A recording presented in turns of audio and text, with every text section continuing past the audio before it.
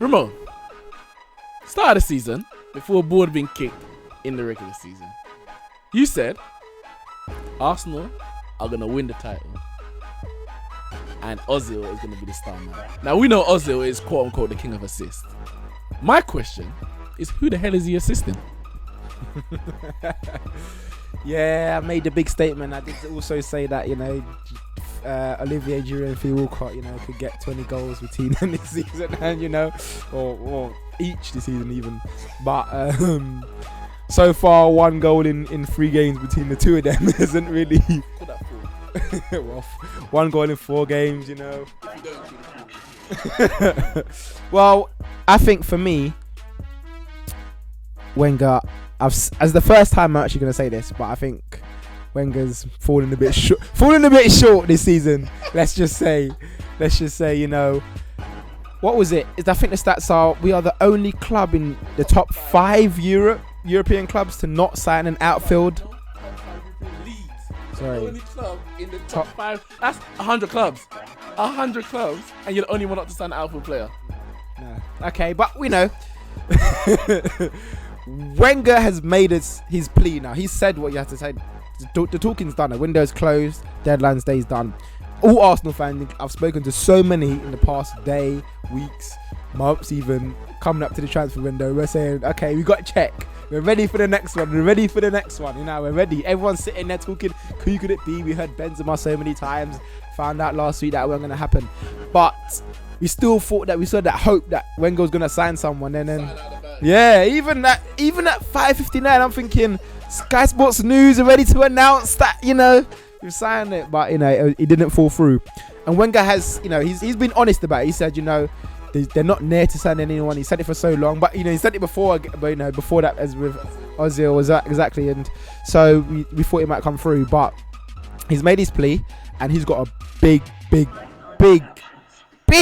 chance now to prove what he said was right. Because if he doesn't, now I guess more than any time in the past 10 years, his neck is on the line. He's made his plea. We won 2 trophies the past 2 years. It's now we've got to move on now from the FA Cup and go for the big one. So we'll have to see if what he says was right and we didn't need a striker. I'm gonna be honest with you. You didn't sign a striker, so you ain't gonna win the league. And I'm not saying that because I don't like Arsenal, because that's not the case. I like Man United, and I don't really care too much about the rest of the teams in that way. So, but what I do know is that teams that do win the league have that star striker.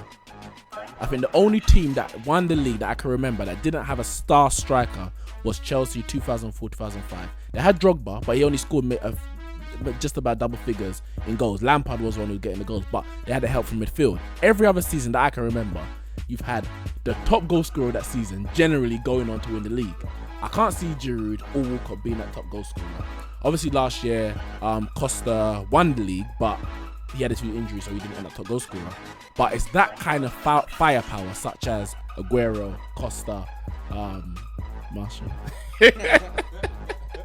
No, we're not going to. Man United ain't win the league either. Don't worry about that. But in terms of obviously the reigning champions, Chelsea got Costa. The ex-champions, the ones who are leading the title race at the moment, they've got Aguero. Arsenal and Manchester United don't have that world-class striker. You can guarantee.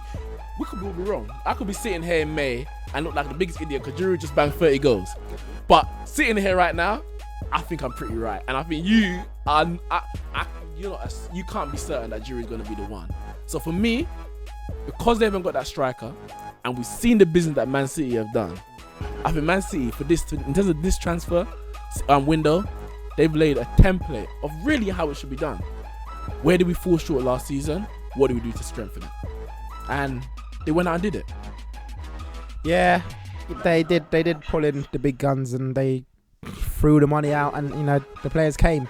Obviously, Man City have this now kind of revenge thing as, hold on, Chelsea won the league last year. We saw what Jose Mourinho did last year. We saw him just go all out and said, you know what, this is what I need this year. Last year my squad wasn't good enough. This year my squad is good enough to win the league. And he basically said, we are going to go win the league now. And they went and they destroyed the Premier League last season.